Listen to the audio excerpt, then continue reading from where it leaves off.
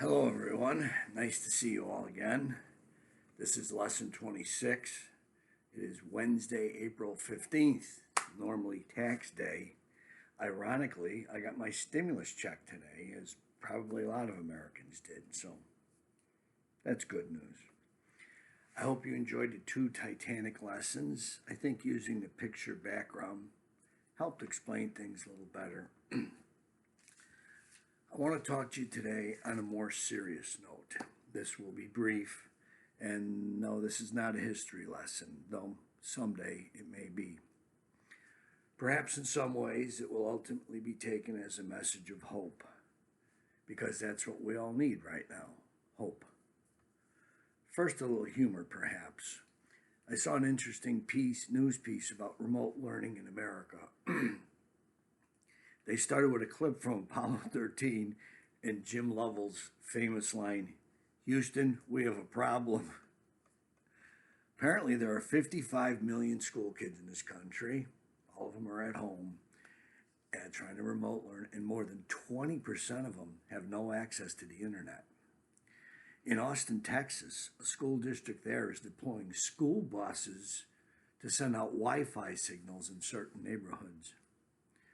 Adapt and overcome, like you learn in the military. We're sure learning a lot of lessons about the importance of the classroom. On a more somber note, yesterday I got out of my car in a Jewel parking lot with my M95 mask and gloves on, and I passed an older man not wearing anything. Out of the blue, he said to me with anguish in his voice and his eyes, "This stuff's got to end soon."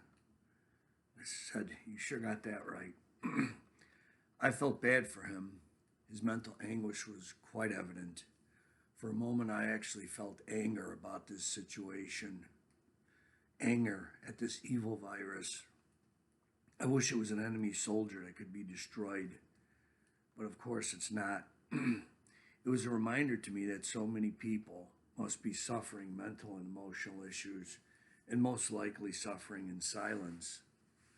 We cannot know who is and who is not affected, or in what ways, nor can we ever judge anyone who is suffering. It would be like judging a wounded warrior who suffers from PTSD, because that's actually what this pandemic is causing, a form of PTSD on a global scale.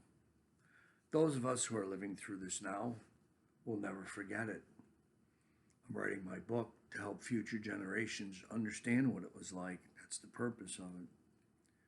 Some will be troubled by it for the rest of their days, especially those fighting on the front lines.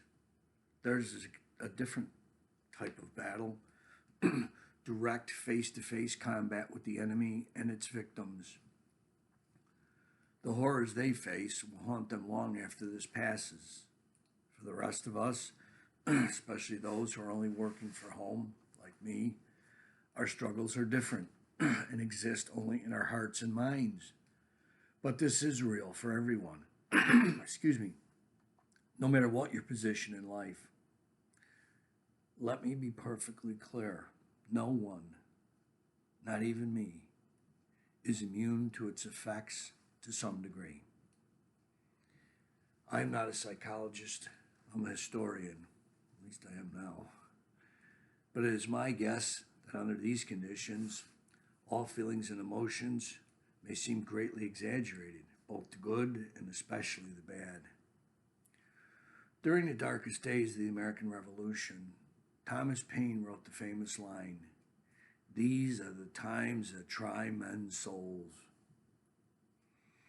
I would just add to that, women's as well. Understanding history and the struggles that people had to overcome and how they were able to do that has rarely been more important than it is now. It's one of the reasons I do these history lessons and absorb myself in it every day. It helps me get ideas for these lessons. I say this all the time, and I'll keep saying it till this is over. Please do what you can for yourself to help yourself be strong and sane. You can't help others if you fall. That's the number one rule in emergency medicine. Any medic will tell you that.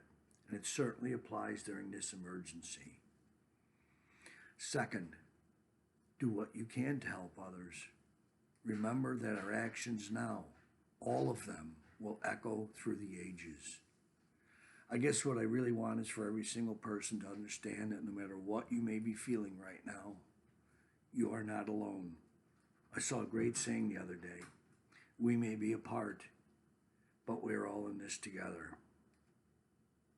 I'll leave you with a piece of humor here. I ever tell you I always wanted to be a cowboy? That's about 1964 in Chicago. Cowboy way. Mama, don't let your babies grow up to be cowboys. Stay strong, and I will see you when I see you.